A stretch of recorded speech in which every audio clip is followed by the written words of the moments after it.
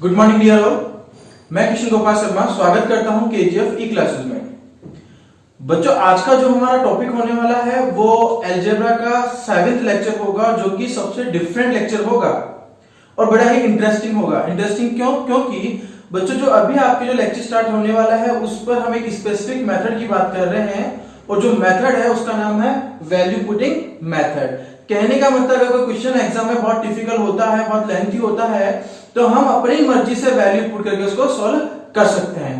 ठीक है, पर इसको सीखने से पहले हम लोगों को इसके कुछ बेसिक्स समझने होंगे कि कब और कौन कौन सी वैल्यू पुट की जाएगी, किसमें हम वैल्यू पुट कर सकते हैं और किसमें वैल्यू पुट नहीं कर सकते।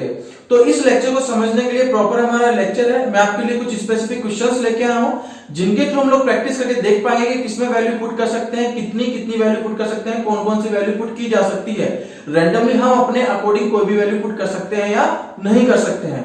ठीक है, तो बच्चों इससे पहले जो हमारे 6 लेक्चर हो चुके हैं अलजेब्रा बेसिक्स के, तो जो स्टूडेंट पहली बार इस लेक्चर को देख रहा है वो पहले उन 6 के 6 लेक्चर्स को देखे और फिर इसके थ्रू पढ़ना स्टार्ट करें।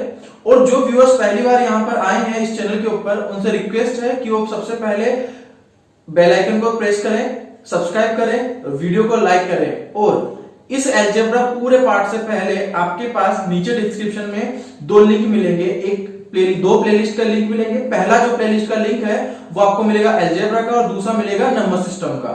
इससे पहले 15 लेक्चर यानी कि 11.5 घंटे की नंबर सिस्टम के लेक्चर हो चुके हैं। तो जो स्टूडेंट पहली बार देख रहे हैं वो नंबर सिस्टम पूरा वहां से देख सकते हैं, एक्सेस कर सकते हैं। 0 to हाई लेवल है वो भी। और अभी हम नंबर सिस्टम अलजेब्रा हम लोग पढ़ रहे हैं और अलजेब्रा में 6 लेक्चर से ऑलरेडी पहले हो चुके हैं। तो स्टार्ट करते हैं हमारा वैल्यू पुटिंग मेथड। तो आज का वैल्यू पुटिंग मेथड जो है उसको सीखने के लिए सबसे पहले कुछ स्पेसिफिक डेटा होते हैं, जैसे कि देखिएगा हम वैल्यू पुट कब कर सकते हैं। कंडीशंस होती है। कंडीशन क्या होती है कि जब भी हमारे पास कोई इक्वेशन दिया जाए, कोई समीकरण दिया जाए। कोई इक्वेशन का मतलब क्या हो गया? इक्वेशन का मतलब ये हो गया कि आपके पास इस तरह से लिखा हुआ सपोज a + b + c = 0। ठीक है, ये इक्वेशन आपके पास लिखी हुई है। तो एक इक्वेशन हो और वेरिएबल हो ज्यादा। वेरिएबल क्या हो? ज्यादा हो। जैसे वेरिएबल कौन कौन से ज्यादा हो सकते हैं? जैसे कि आपसे पूछा जा सकता है a² + b² + c² upon ab + bc + ca। आपसे पूछा सकता है इसका आंसर बताइए, इसका मीनिंग बताइए, इसका आंसर कितना होगा। और बच्चों ये सबसे बेसिक क्वेश्चन है। इसके साथ हम इस तरह के क्वेश्चंस की डील करेंगे जो बहुत डिफरेंट होते हैं और एग्जाम में बहुत प्रॉब्लम क्रिएट करते हैं। तो देखिए ये जो हमारे सामने लिखा हुआ है, यानी किसी भी डेटा को हमने इक्वल 0 के बराबर लिख दिया तो हमारे पास ये क्या बन गया? एक समीकरण बन गया, एक इक्वेशन है। अब इस समीकरण में टोटल कितने वेरिएबल है ये देखिए। देखो जो क्वेश्चन पूछा उसमें एक a हो गया, b हो गया, c हो गया। ये a, b और c 3 टोटल वेरिएबल है a, b, c। तो एक इक्वेशन दी हुई हो और वेरिएबल क्या हो? ज्यादा हो, तो हम उस इक्वेशन को बहुत इजीली वैल्यू पुटिंग मेथड के थ्रू सॉल्व कर सकते हैं। कंडीशन क्या है आपकी पहली कि जो इक्वेशन होनी चाहिए वो क्या होनी चाहिए? कम होनी चाहिए। किससे? नंबर ऑफ वेरिएबल से। क्लियर है? अगर ये कंडीशन फुलफिल आपका क्वेश्चन करता है तो आप फटाफट से उस क्वेश्चन को इस वैल्यू पुटिंग मेथड के थ्रू सॉल्व कर सकते हैं। कई बार ऐसा होता है कि हमारे पास दोनों बराबर आती है तो भी हम उसको सॉल्व कर सकते हैं। Not a big issue. Clear है? इनको सॉल्व करने का तरीका क्या होता है वो देखिए। जब भी हमारे पास कोई इक्वेशन लिखी होगी उस इक्वेशन में हम एक वैल्यू सेटिस्फाई करा देंगे कोई भी। अगर एक इक्वेशन को एक वैल्यू अपनी तरफ से मान लेंगे, कोई भी मान लेंगे। 2 वैल्यू तो पहले हमारी तरफ से 2 इक्वेशन मान लेंगे और 3 इक्वेशन होगी तो 3 वैल्यू तीनों वेरिएबल की वैल्यू मान लेंगे। तो अभी हमारे पास क्या इक्वेशन? एक है, तो कोई भी एक वेरिएबल की वैल्यू में यहां पर आपको मान के बताता हूं, देखिए किस तरह से करना होगा। तो जैसे ये हमारे पास क्वेश्चन दिया हुआ है, इस क्वेश्चन का मीनिंग क्या है? इस क्वेश्चन का मीनिंग है कि यहाँ पर ABC 3 वैल्यू दी हुई है और ये क्वेश्चन दिया हुआ है तो इनकी वैल्यू कुछ निकाल कर इसके अंदर पुट करना है। ठीक है, अब इसके अंदर पुट करने का तरीका क्या होगा वो देखिए। सबसे पहले तो मैं आपको बताऊंगा यहां पर जो a b + b + c = 0 लिखा हुआ है तो इसमें a, b और c तीनों में से किसी की भी कोई भी वैल्यू मान सकते हो। सपोज मैंने a को मान लिया कितना? 0। कितना मान लिया? 0। और b को मान लिया 0 और सपोज मैं c को भी 0 मान रहा हूं क्योंकि सर 0 + 0 + 0 होता है। बिल्कुल वाजिब बात है, 0 होता है। बट अगर हम लोग यहां पे देखें तो यहां पे पूरा ऊपर भी 0 आ जाएगा, पूरा डिनोमिनेटर यानी नीचे हर अंश वाला अंश और हर दोनों 0 हो जाएंगे।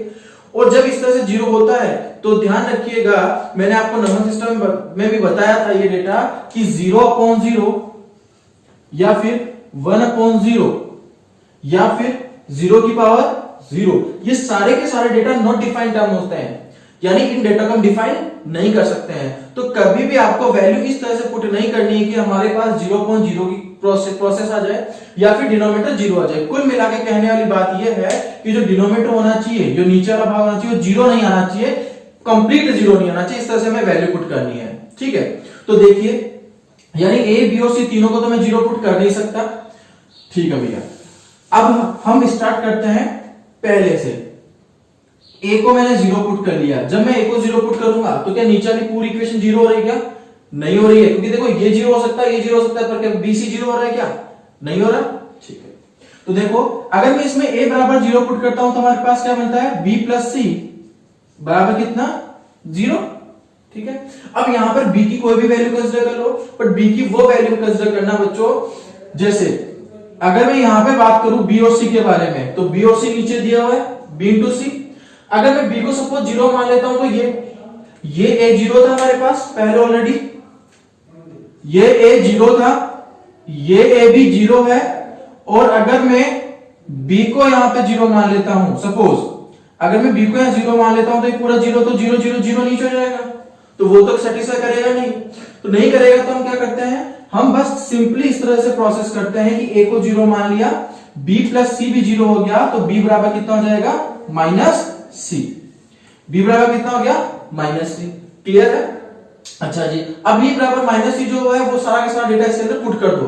a, b और c की वैल्यू कर सकते हैं, bc की वैल्यू देखिए, अगर मैं a की वैल्यू 0 यानी 0 प्लस b की वैल्यू तो b है यानी b स्क्वायर प्लस जो c था, या फिर मैं b की वैल्यू c के टर्म में लिख लेता हूं, ठीक है। b बराबर कितना है? माइनस सी। तो b का स्क्वायर कितना हो जाएगा? माइनस सी का स्क्वायर, माइनस सी का स्क्वायर क्या आएगा? सी स्क्वायर। इसके बाद आगे हम बात करते हैं सी के बारे में, तो सी स्क्वायर ये ऐसे लिखा हुआ है, ठीक है, डिवाइड बाय देखते हैं a की वैल्यू कितनी थी? 0। तो देखो 0 यहां पुट करूंगा तो ये भी 0, और a पुट करूंगा तो ये भी 0, बचा क्या? bc। अच्छा, b की वैल्यू कितनी है? माइनस सी। तो माइनस सी इंटू सी कितना हो जाएगा? माइनस का सी स्क्वायर। इसको जोड़ूंगा कितना हो गया? 2c स्क्वायर अपॉन माइनस का सी स्क्वायर। ये यहां से कैंसिल आउट हुआ, आंसर कितना आ गया? Minus of 2। कितना आ गया? Minus of 2। तो ये चीज ध्यान रखिएगा कि हम लोग इस तरह से वैल्यू पुट कर सकते हैं। अब बेटा ये तो बच्चों ये तो था एक स्पेसिफिक तरीका जिसमें दुनिया में कभी कोई क्वेश्चन आपका गलत नहीं हो सकता। आप एक इक्वेशन दी हुई है, कोई भी एक वैल्यू पुट कर दो और उसको सोल्व करो इस तरीके से, कभी भी गलत नहीं हो सकता, नॉट पॉसिबल। बट इसके साथ साथ ही हम कुछ डेटा और बात करते हैं। इसका स्क्रीनशॉट ले लीजिए फटाफट से। ले लिया है? अब देखिए, ये जो डेटा हमारे पास दिया हुआ है, जैसे हमने ये तरीका किया, मैं इसको रब कर रहा हूं कुछ समय के लिए,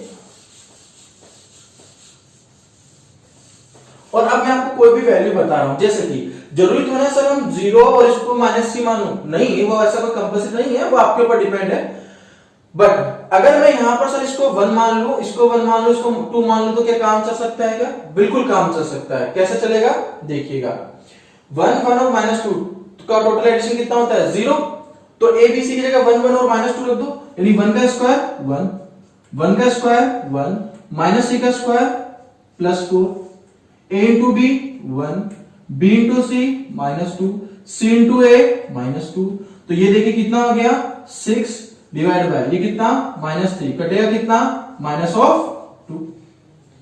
क्लियर है क्या बात? कहने का मतलब जो हमारे पास एक कंडीशन दी जाती है, ये वाली कंडीशन जो हमारे पास गिवन है, उसको हम लोगों को कुल मिला के सेटिस्फाई कराना होता है, ठीक है। बट हम लोग कई बार, जैसे आपने ये तो बोला कि सर 1 1 और -2 तो एडिशन तो 0 आता है, ठीक है सर, पर 0 0 0 तो एडिशन 0 आता है। बिल्कुल वाजिब बात है, 0 0 0 भी एडिशन 0 आता है, पर हम लोग जब 0 0 0 पुट करते हैं तो ये कंडीशन फुलफिल नहीं करती, क्योंकि 0.0 के फॉर्मेट में आता है, तो वो गलती कभी नहीं करनी है, ठीक है। आई विश आपको समझ में आ गया किस तरह से हम वैल्यू पुट करते हैं। मैं एक और क्वेश्चन के आपको यहां पर सोल्व करके बता देता हूं, देखिए।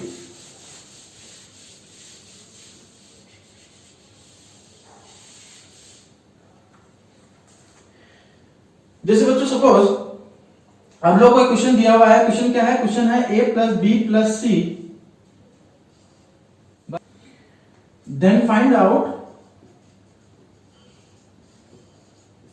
हम लोग को पता करना है A square plus B square plus C square upon B square minus A C. बच्चों ये वाला क्वेश्चन जो हमें दिया हुआ है आपके सामने, ये क्वेश्चन हम लोगों को सॉल्व करना है। सेम वही क्वेश्चन था जैसे आपको कंडीशन देती गई है a प्लस बी प्लस सी बराबर कितना 0, और ये डेटा आप लोगों को सॉल्व करना है। तो सेम वही प्रोसेस फॉलो करेंगे, ध्यान रखिएगा।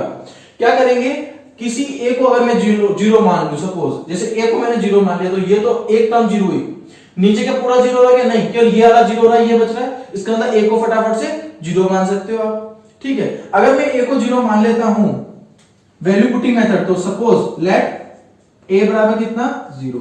अगर a 0 हो गया तो b प्लस सी कितना 0, तो b बराबर कितना हो जाएगा माइनस ऑफ c, ठीक है। ये पूरी की पूरी वैल्यूज के अंदर पुट कर दो, सॉल्यूशन अपने आप मिलेगा। देखिए तो ये a तो 0 हो गया, b का स्क्वायर यानी माइनस c का स्क्वायर कितना c स्क्वायर, फिर c स्क्वायर अपॉन a 0, तो ये पूरी टर्म कितनी हो जाएगी 0, क्योंकि a इंटू सी, 0 इंटू सी कितना 0। ये जो b स्क्वायर है, इस बी स्क्वायर की वैल्यू कितनी माइनस सी, तो माइनस सी का स्क्वायर कितना सी स्क्वायर। तो देखिए कितना आ गया 2c स्क्वायर अपॉन सी स्क्वायर, आंसर कितना आ गया 2 प्लस का 2। क्लियर है बच्चों बात? आई विश आपको ये बात समझ में आई होगी।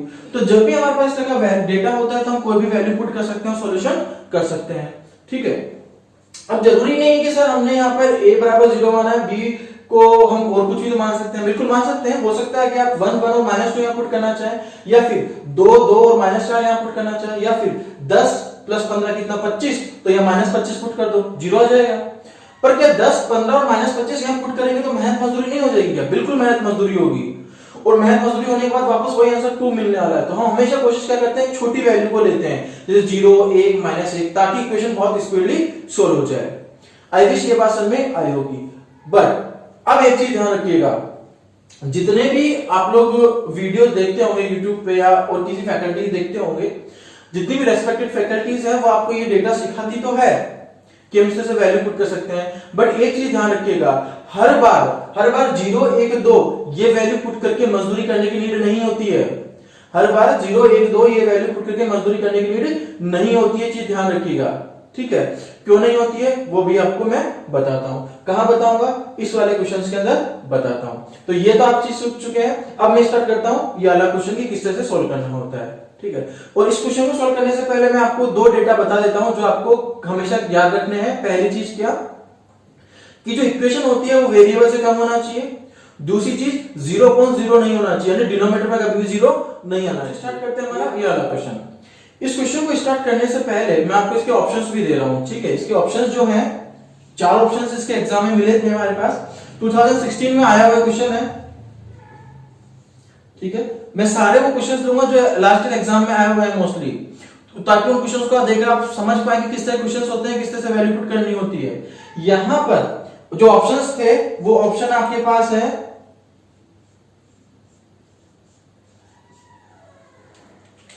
ये हो गया आपको a, b cube, a cube और b। ये 4 ऑप्शंस बच्चों आपके पास है। इन 4 ऑप्शन से बताना इस क्वेश्चन का आंसर कितना होगा। और आपको दिया हुआ क्या है, आपको दिया हुआ है 2x बराबर a प्लस अंडर रूट में 4b cube minus a cube upon 3a, और 2y बराबर ये इक्वेशन दी हुई है, और a cube plus x cube plus y cube की वैल्यू पूछी गई है। तो x cube plus y cube की वैल्यू पूछी गई, इसका मतलब सर क्या हम यहाँ पे क्यूब करने लगेंगे क्या?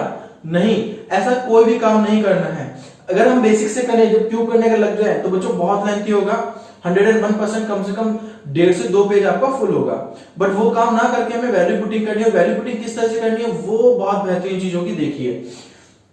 जैसे हमारे पास क्वेश्चन लिखा हुआ है 2x बराबर a प्लस अंडर रूट में 4b cube minus a cube upon 3a, ये लिखा हुआ है। अब मुझे पता क्या करना है, x cube plus y cube पता करना था। अब अगर x cube plus y cube पता करना है तो मुझे सबसे पहले x और y पता करना होगा, तभी इनका क्यूब कर सकता हूं। यानी मुझे x पता करना है यहां से कुछ भी करके। अब देखो x पता करने के लिए तो अजीबोगरीब बड़ा सा डेटा है ना, इस बड़े डेटा को किस तरह से रिमूव कर सकते हैं वो देखिए। रिमूव किस तरह से कर सकते हैं, हमने माना लेट, यहां पर ओरिजिनल वैल्यू पुटिंग ट्रिक हम यहां यूज लेते हैं ताकि क्वेश्चन स्पीड से हो। हम ले रहे हैं लेट ए क्यूब बराबर 4b क्यूब। ऐसा क्यों? ए क्यूब को अगर मैं 4b क्यूब के बराबर लूंगा तो 4b cube minus 4b cube 0, ये छोटा खत्म हो जाएगा, 2x बराबर a आ जाएगा, छोटा हो जाएगा ना क्वेश्चन, बात में, इसलिए हम ये डेटा यूज कर रहे हैं। ठीक है, चलो जी, अगर ए क्यूब बराबर 4b क्यूब मैं पुट करता हूं तो देखिए 2x बराबर कितना होगा a, और ये तो पूरा कितना 0, तो x बराबर कितना हो जाएगा a/2। क्लियर है बात? चलो जी, वैसे दूसरी इक्वेशन लेते हैं 2y वाली। उस दूसरी इक्वेशन में क्या लिखा हुआ है?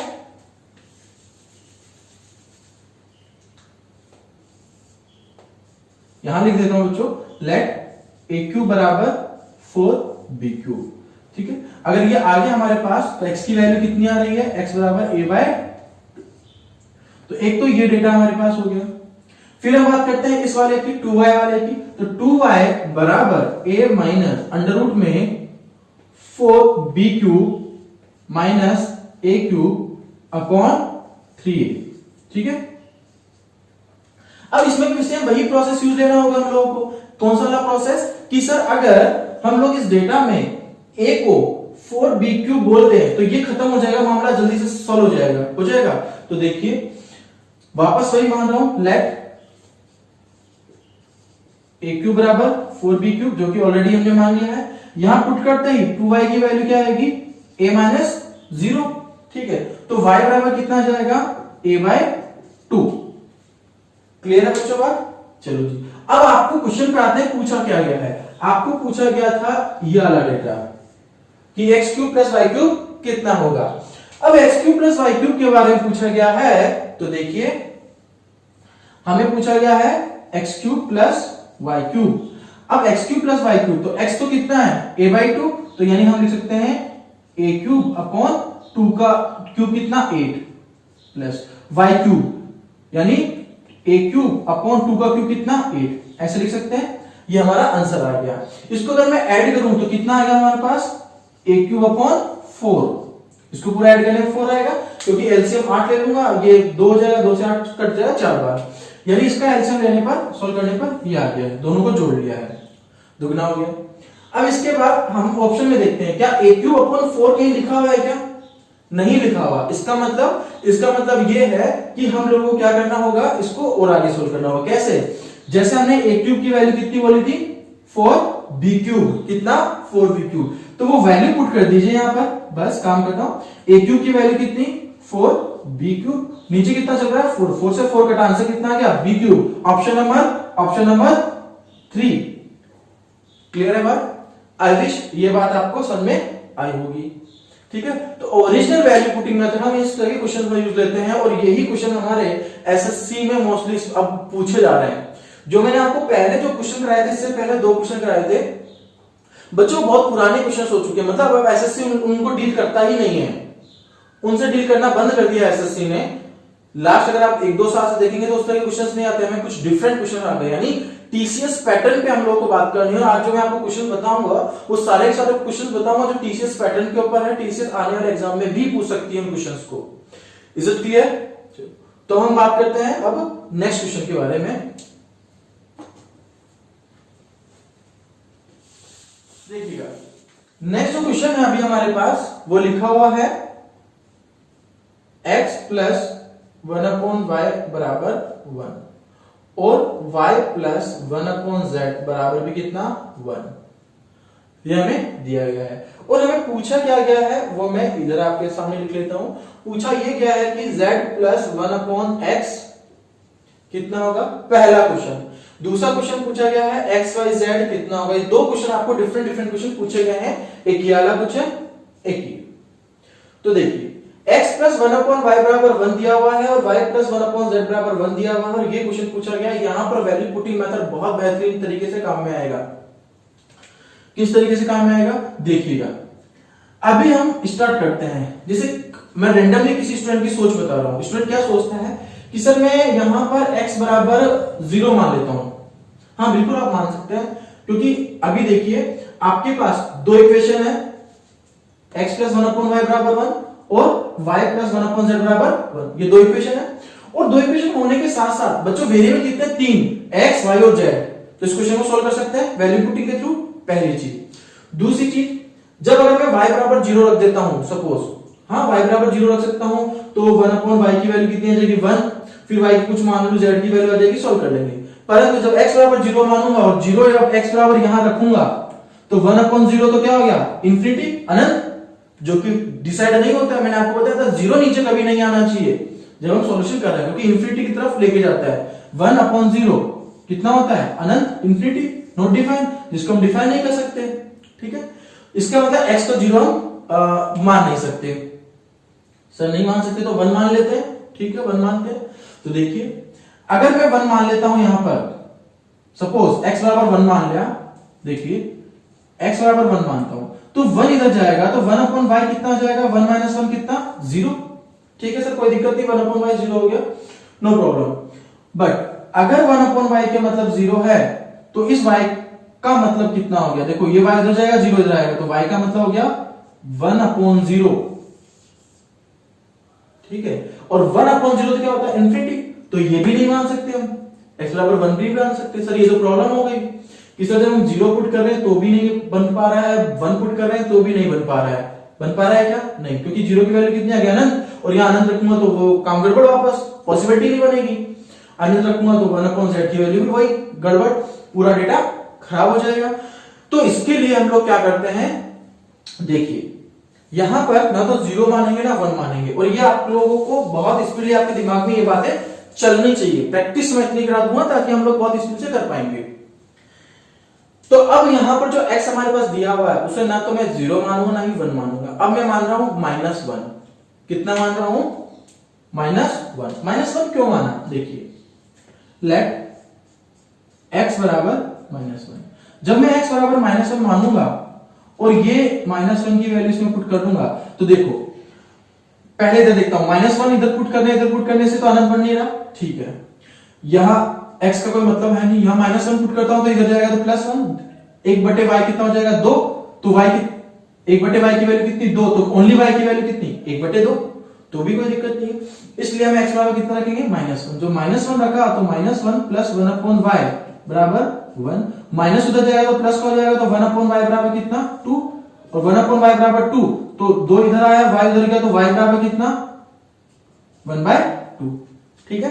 तो कुल मिला के हमें दो वैल्यू तो डिसाइड हो गई है, कौन कौन सी x की वैल्यू तो एक तो -1 हो गई, और y की वैल्यू भी हमने डिसाइड कर ली कितनी 1/2, ठीक है।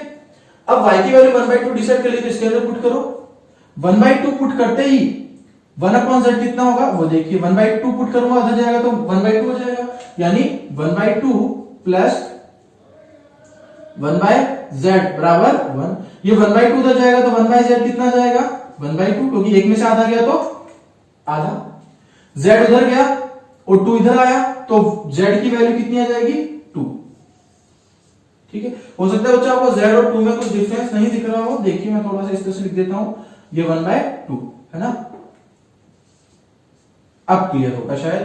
तो ये 1/z है और ये 1/2 है, तो z बराबर कितना हो गया 2, तो तीसरी डेटा में हमारे पास मिल गया z बराबर कितना 2, मिल गया xyz। जब xyz हमारे पास मिल गए तो क्वेश्चन जो पूछा उसमें पुट कर दो, सॉल्यूशन आएगा, क्योंकि ये xyz की वैल्यू सेटिस्फाई करा रही है, ये होता है सबसे काम का डेटा। देखिए अब xyz की वैल्यू तीनों मिल गई है, तो यहां पे पुट कर देंगे, देखिए z की वैल्यू तो कितनी 2 प्लस 1/x, x की वैल्यू कितनी थी -1, तो 1/-1 कितना -1, 2 में से गया तो कितना एक आंसर, इसका आंसर तो आ गया। इसकी बात करता हूं xyz की, x की वैल्यू कितनी थी -1, y की वैल्यू कितनी थी 1/2, z की वैल्यू कितनी थी 2, यहां से कट जाएगा आंसर कितना -1। क्लियर बात, कहने का मतलब ये जो डेटा है इसका आंसर तो हमारे पास कितना आया है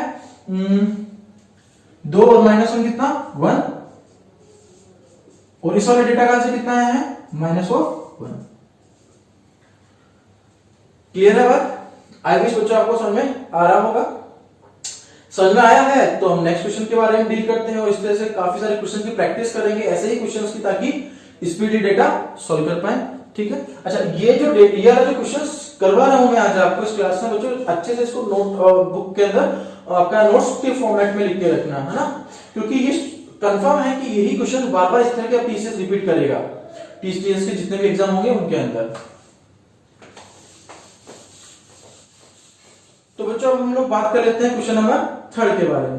तो क्वेश्चन नंबर जो 3 है वो देखिए, क्वेश्चन नंबर 3 में आपको डेटा दिया हुआ है, जैसे कि डेटा दिया हुआ है a square plus b square बराबर 2, एक डेटा दिया हुआ है c square plus d square बराबर कितना 1, और आपको फाइंड आउट क्या करना है, आप लोगों को पता करना है ad माइनस bc का whole square plus ac plus bd का होल स्क्वायर। ये डेटा आप लोगों को पता करना है, ठीक है। अब इसको पता करने के लिए दो तरीके पे, एक तो बेसिक्स तरीका और एक हमारे पास जो हम वैल्यू पुटिंग मेथड के बारे में बात करें, उसी के बारे में बात करते हैं पहले तो, है ना। तो वैल्यू पुटिंग मेथड जो आपको सिखाता क्या है, वैल्यू पुटिंग मेथड आप लोगों को ये सिखाता है कि जब भी आपके पास इस तरह से डेटा हो तो देखिए दो वेरिएबल है, सो दो इक्वेशन है और 4 वेरिएबल है ए बी सी डी, हमारा काम बन सकता है, बिल्कुल बन सकता है। यहां पर आप a की वैल्यू, b की वैल्यू, c की वैल्यू, d की वैल्यू, कोई की वैल्यू 0 पुट कर सकते हैं। क्यों कर सकते हैं, क्योंकि डिनोमिनेटर में कोई डेटा नहीं दिया हुआ, हमारे लिए ज्यादा इजी होगा। क्लियर है। अब मैं यहां पे वैल्यू पुट करके आपको बता रहा हूं, देखिएगा। अभी यहां पे अगर हम लोग बात करें तो जो a है उसको सपोज मैं 0 लिख रहा हूं। जब मैं a को 0 लिखता हूं तो ये वाला 0 और ये वाला 0 होगा, बाकी पूरे पे कोई इफेक्ट पड़ने वाला है नहीं। तो हम a को 0 लिख सकते हैं, तो b स्क्वायर की वैल्यू कितनी आ जाएगी 2, और यहां पर मैं लेट c को 0 लिख रहा हूं, तो c को 0 लिखते d स्क्वायर की वैल्यू कितनी आ जाएगी 1, कोई दिक्कत नहीं है, ठीक है। ये जो वैल्यू आई है वो उठा के यहां पुट कर लेते हैं। देखिए जब a और c की वैल्यू 0 है तो देखिए 0 लिखने पर ये वाली टर्म a है 0 हो जाएगी, c तो ये भी 0 हो जाएगा, तो ये तो 0 हो गया, ये c रखते हैं ये भी 0 हो जाएगा, काम खत्म। बचा कौन, bd का स्क्वायर, bd का स्क्वायर यानी bd और होल स्क्वायर यानी b स्क्वायर d स्क्वायर, ठीक है।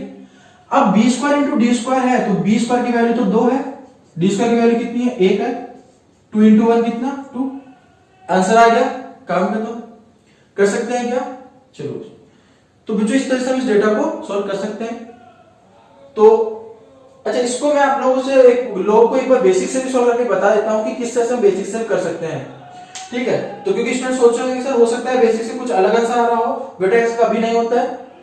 अगर आप प्रॉपर हर चीज चेक कर रहे हैं कि हाँ वैल्यू पुटिंग कर सकते हैं तो हम इजीली उसका आंसर 100% सही देते हैं। देखिए हम बेसिक से किस तरह से इसको सॉल्व कर सकते हैं।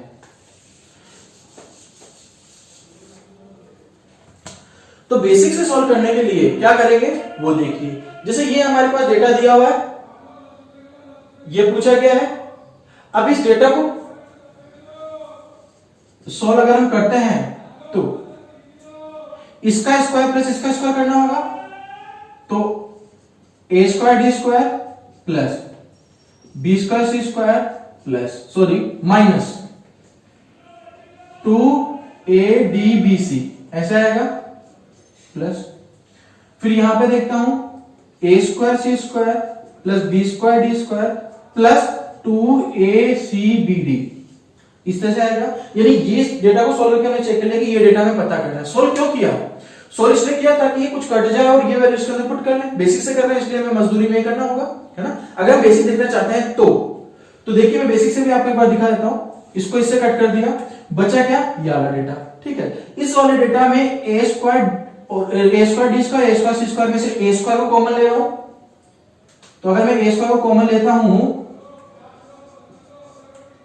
तो ये तो आ गया डी स्क्वायर माइनस सी स्क्वायर, ठीक है, प्लस अब इसमें और इसमें से कॉमन ले लेता हूं, क्या बी स्क्वायर कॉमन है तो बी स्क्वायर कॉमन ले लिया, सी स्क्वायर प्लस डी स्क्वायर, ठीक है। तो अब देखिए यहां पे प्लस आएगा, ये D square plus C square है ना, माइनस नहीं, ये बचा है। अब डी स्क्वायर सी स्क्वायर कितना है 1, सी स्क्वायर डी स्क्वायर कितना है 1, तो हमारे पास बचा क्या बी स्क्वायर प्लस ए स्क्वायर प्लस बी स्क्वायर, और ए स्क्वायर प्लस बी स्क्वायर की वैल्यू कितनी है 2, कितनी आ रही है 2। तो अभी बच्चों बात समझ में आई कि हम लोग किस तरीके से इस क्वेश्चन को कर सकते हैं। इससे पहले जो हमने वैल्यू पुटिंग मेथड किया था उससे भी आंसर 2 आ रहा था, ठीक है, और अभी जो मेथड कर रहे हैं इससे आंसर कितना आ रहा है 2। तो दोनों से क्लियर हो गया कि हम बेसिक से कर सकते हैं, वैल्यू पुटिंग से कर सकते हैं। बट वैल्यू पुटिंग बहुत इजी होता है। जैसे बच्चों का इसको बेसिक से करेंगे तो प्राण निकलेंगे, मेहनत मजदूरी की भयंकर वाली, तो क्यों हम इसको बेसिक से करें, हम वैल्यू पुटिंग क्यों ना करें। तो एग्जाम में वैल्यू पुटिंग बहुत अच्छी चीज होती है। आगे से बात आपको समझ में आई होगी। तो हम जैसे ही क्वेश्चन की बात करें वैसे मैं आपके लिए और क्वेश्चन सॉल्व कराता हूं, देखिए। तो बच्चों नेक्स्ट ये हमारे पास कुछ क्वेश्चंस है, इनकी भी हम उसी तरह से बात कर लेते हैं जिस तरह से बाकी क्वेश्चंस की बात की है। तो देखिए ये पहला क्वेश्चन हमारे पास एक वो लिखा हुआ है, जो क्वेश्चन यहां पे लिखा हुआ है उसके बारे में डील करते हैं। यहां पर एक इक्वेशन है px plus Q R plus RP, ठीक है। ये किसके बराबर है, 0 के बराबर, और ये डेटा हमें पता करना है। एक इक्वेशन है और वेरिएबल कितने, 3, P Q R, 3 equation variable हो गए, तो हम इसको पता कर सकते हैं, बिल्कुल पता कर सकते हैं। दूसरी चीज, नीचे देखो डिनोमिनेटर में P Q, Q R, RP इस तरह से दिया हुआ है। तो अगर मैं कुछ भी करूं पर p और जो है p का स्क्वायर उसको q इंटू आर के बराबर नहीं ले सकता। क्यों नहीं ले सकता, क्योंकि नीचे क्या जाएगा, 0 0 होते ऊपर इन्फिनिटी, कुल मिला के नीचे 0 नहीं आना चाहिए, ठीक है।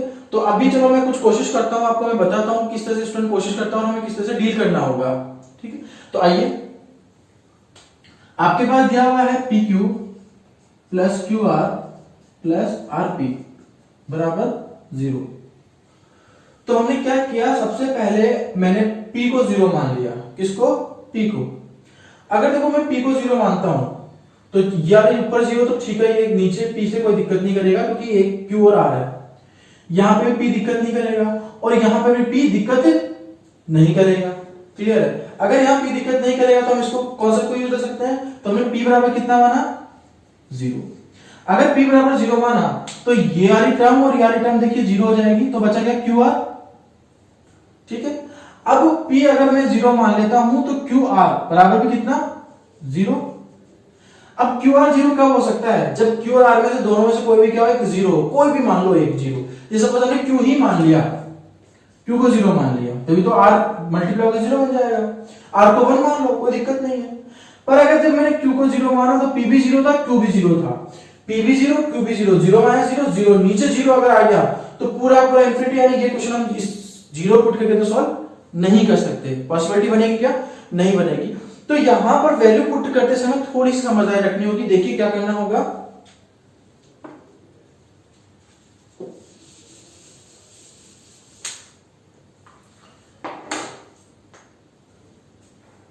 हमने क्या किया है, p की जो वैल्यू है वो 0 ना पुट कर हम 1 पुट कर देते हैं, 1 पुट कर देते हैं, है ना।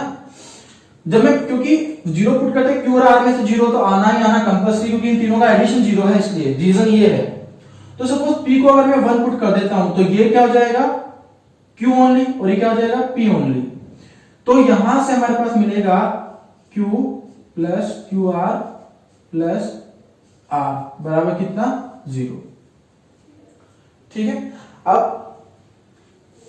अब इनमें से किसी ना किसी डेटा को हमें और कुछ डेटा मानना होगा, क्योंकि अगर सपोज यहां पे भी मैं r को 0 मान लेता हूं कुछ समय के लिए, अगर मैं r को 0 मान लू यहां पर, तो 0 मानते ही ये वाली टर्म 0, तो q भी टोटल कितना, 0, और 2 टर्म 0 आगे कोई भी तो काम खराब है। इसलिए हमने क्या किया, अब हमने q को माना कितना, 1। जब मैं q को 1 मानूंगा तो ये देखिए 1 और 1, तो ये r प्लस r बराबर 0 आएगा, ठीक है। तो यहां पे अगर मैं q को 1 मानूं तो ये कितना हो गया, 1 प्लस r बराबर कितना, 0। इसको अगर हम चेक करें तो 1 प्लस 2r बराबर 0, तो r बराबर कितना हो जाएगा, -1/2। तो p क्यू r की वैल्यू हमारे पास मिल गई। इस तरह से हम वैल्यू फाइंड आउट करते हैं, फिर वैल्यू पुट करते हैं, ठीक है। और एग्जाम में हमेशा ये चीज आपको हमेशा ध्यान रखनी है कि गलती बिल्कुल नहीं करना है। 0 मानने के बाद आप फटाफट से इसको देख लीजिएगा, और ये देखने में सेकंड्स लगते हैं, 2-3 सेकंड का समय लगता है, अपने आप दिमाग में काम करना स्टार्ट कर देता है दिमाग। तो देखिए वैल्यू आ गई, p की कितनी, 1, q की कितनी, 1, और r की कितनी, -1/2। अब करना क्या है, जस्ट वैल्यू पुट अगर यहाँ पे पुट करना है और काम खत्म करना है। तो वैल्यू पुट अगर पुट करते हैं, देखिए p की वैल्यू कितनी, 1/1 माइनस q की वैल्यू 1, r की वैल्यू कितनी, -1/2, और -1/2 + 1/2 ये हो जाएगा, ठीक है। फिर करते हैं प्लस Q की वैल्यू कितनी 1 अपॉन Q की वैल्यू 1 प्लस, क्योंकि P की वैल्यू 1 मानी है तो ये कितना आ जाएगा 1/2, ठीक है, प्लस फिर बात करते हैं इधर r स्क्वायर वाले टर्म में। अब r की वैल्यू बात करें तो -1/2 है, तो 1/2 का स्क्वायर कितना 1/4, फिर नीचे दिया r स्क्वायर है 1/4 माइनस p इंटू क्यू कितना हो गया, p और q 1 है, ये आ गया। इसको सॉल्व करेंगे 3/2 उल्टा हो जाएगा 2/3, ये भी 2/3, अच्छा, और ये 1/4 इंटू माइनस का 4/3 उल्टा होके ना, तो ये माइनस बाहर आ जाएगा, ठीक है। इन दोनों का ऐड करूंगा 4/3, ये कट गया -1/3, एलसीएम लूंगा 3/3, कट के कितना answer 1 answer. Is it clear?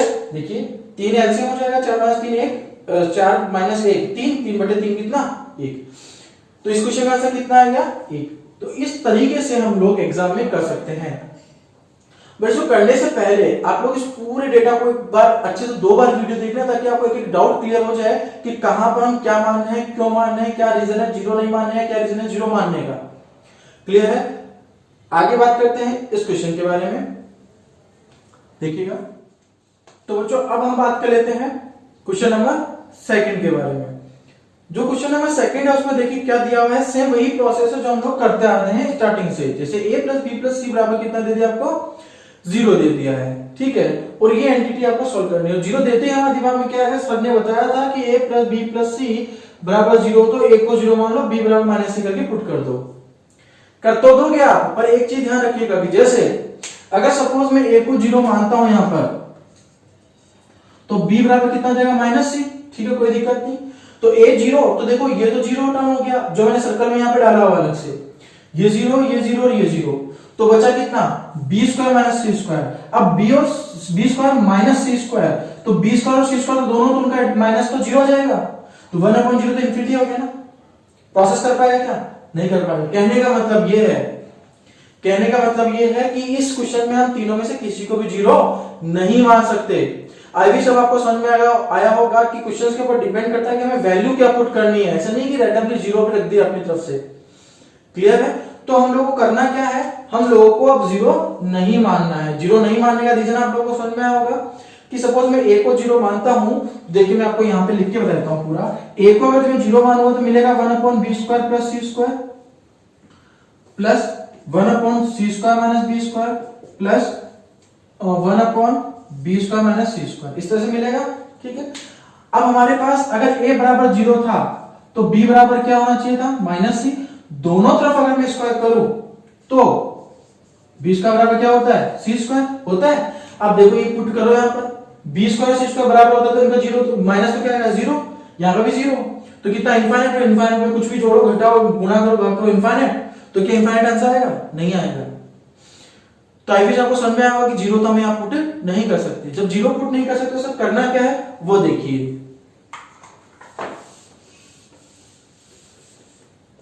तो यहां पर जो हम लोग करेंगे वो करेंगे एक्स्ट्रा वैल्यू। एक्स्ट्रा वैल्यू का मतलब जैसे a + b + c बराबर 0 है, तो a को बोल दो 1, b को भी बोल दो 1 और c को बोल दो -2। कैसा आप कर सकते हैं कि सर a और b दोनों को बराबर बता सकते हो क्या? देखो अगर मैं a और b दोनों को बराबर बताता हूं तो यहां पे a का स्क्वायर और b का स्क्वायर, क्योंकि अच्छा तो सर ये तो 0 हो जाएगा, ठीक है 0 हो जाने दो, पर सर c 0 नहीं है इसलिए काम चल जाएगा। क्लियर है बात? तो मैं इसको 1 और -2 लिख सकता हूं। अब देखिए कैसे अप्लाई करेंगे। दिया हुआ है 1/, क्योंकि 1 + 1 2, 2 - 2 कितना 0, तो आपके पास दिया हुआ है 1/b² + c² - a² plus 1/b² a² + c² - b² plus 1/b² + c² a² - c²। ये क्वेश्चन है, ठीक है।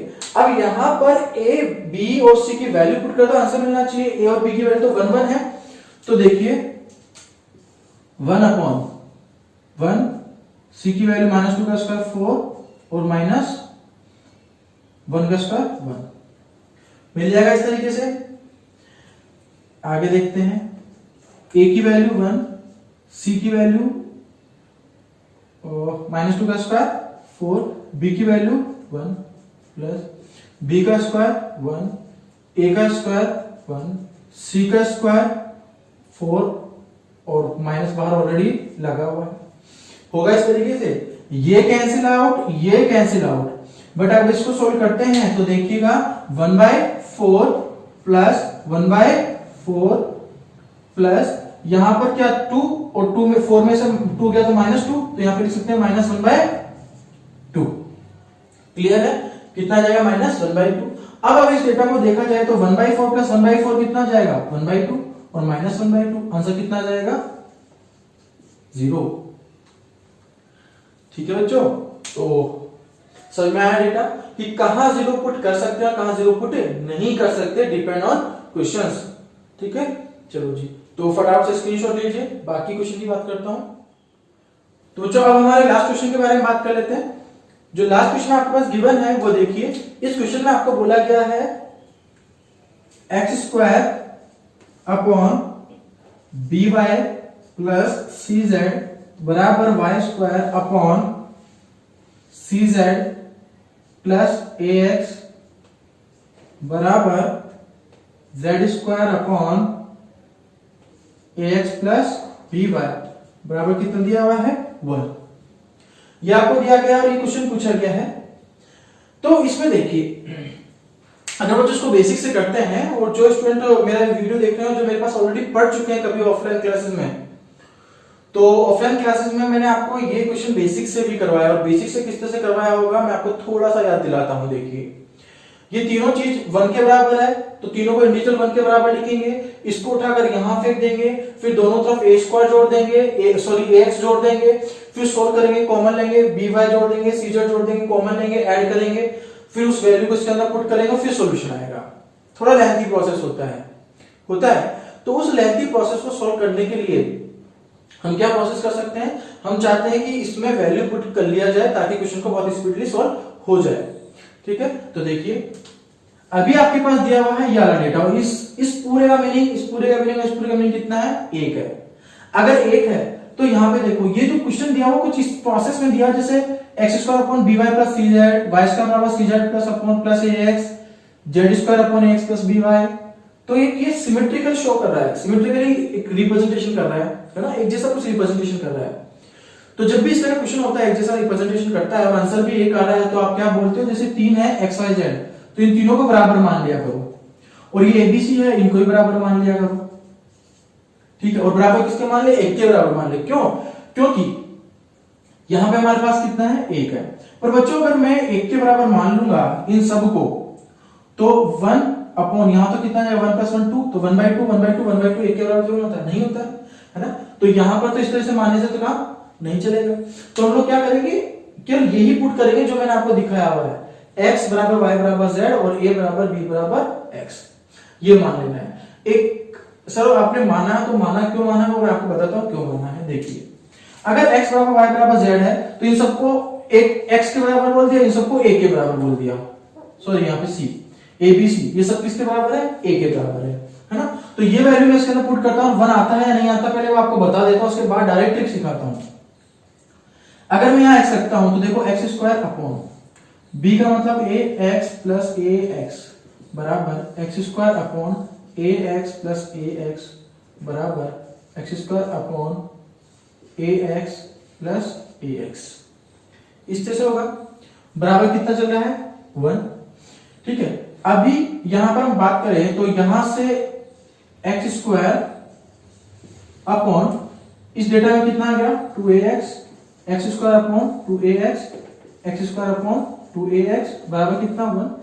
एक x² से एक x, x² से x, x² से x, तो हमारे पास बच क्या बेसिकली? हमारे पास बचा है x अपॉन 2a बराबर कितना? 1। यहां से आया क्या? x बराबर कितना? 2a। यहां से जो हमारे पास डेटा मिला है वो x बराबर कितना मिला है?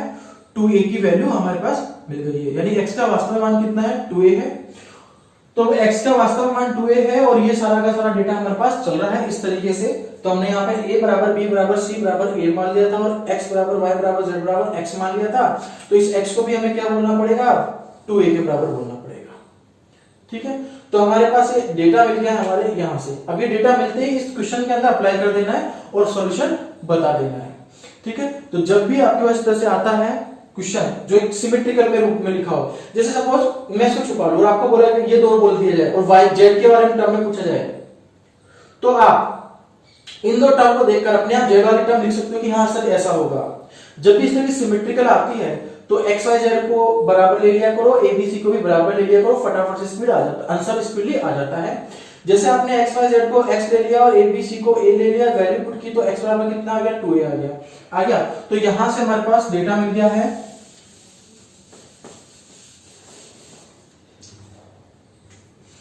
तो x बराबर कितना मिल गया हमारे पास, 2a मिल गया है।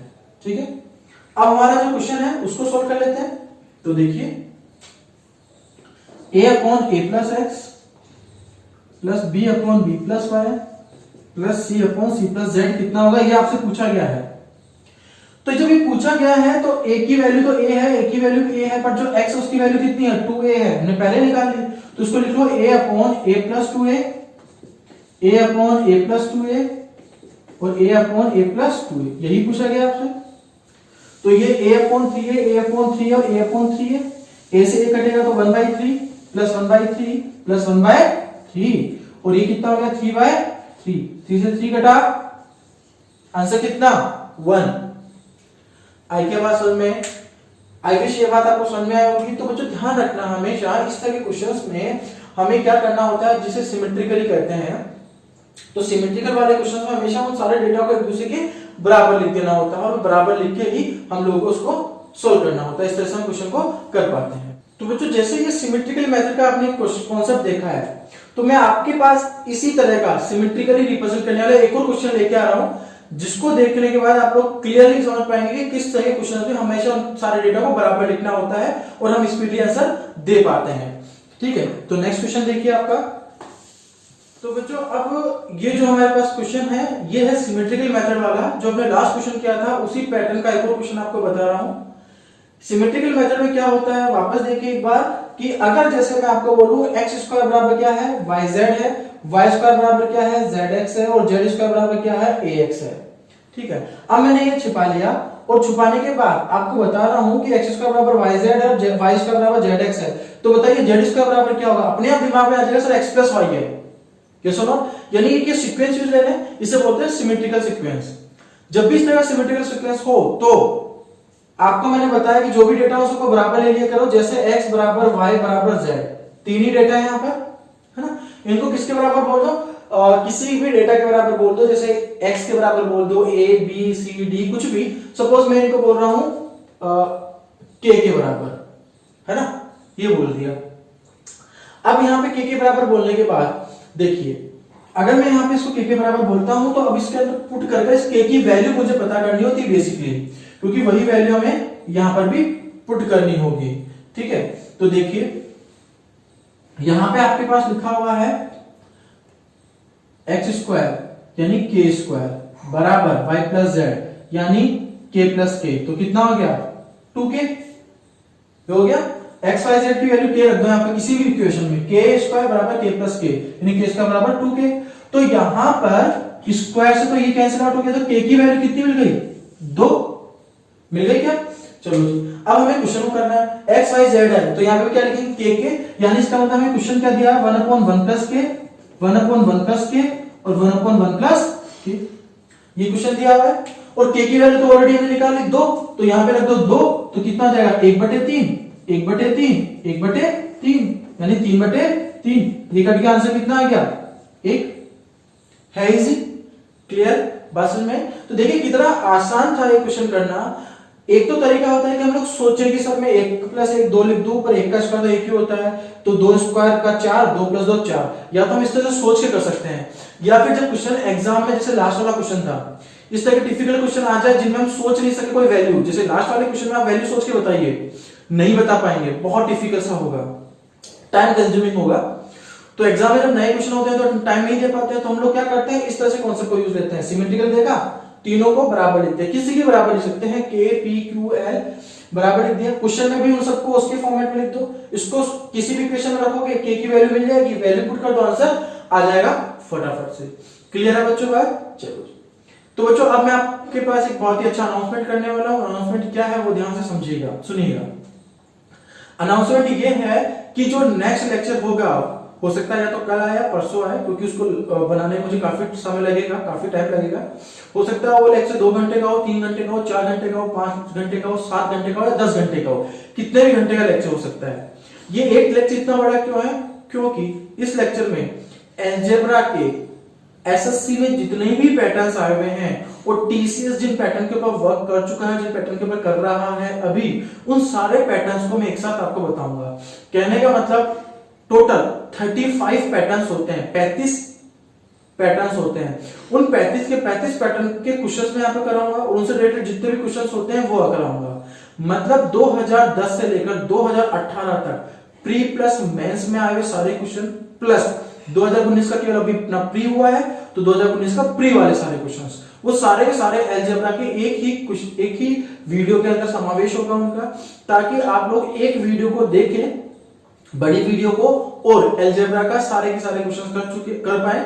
जब उस वीडियो को देख लेंगे तो आपके पास एक भी ऐसा कोई क्वेश्चन नहीं होगा पूरी अलजेब्रा में जिसको आप इजीली नहीं कर पाए, आप बहुत इजीली कर पाएंगे। क्लियर है बच्चों? अगर ये वीडियो आपको पसंद आया है तो फटाफट से लाइक कीजिए, शेयर कीजिए और सब्सक्राइब कीजिए। लाइक करिए और कमेंट, सबसे इंपॉर्टेंट है आप कमेंट जरूर कीजिएगा, क्योंकि आपके कमेंट से ही मैं मोटिवेट होता हूं और उस मोटिवेशन की वजह से ही मैं ये नया वीडियो बनाने वाला हूं आपके पास बड़ा वाला।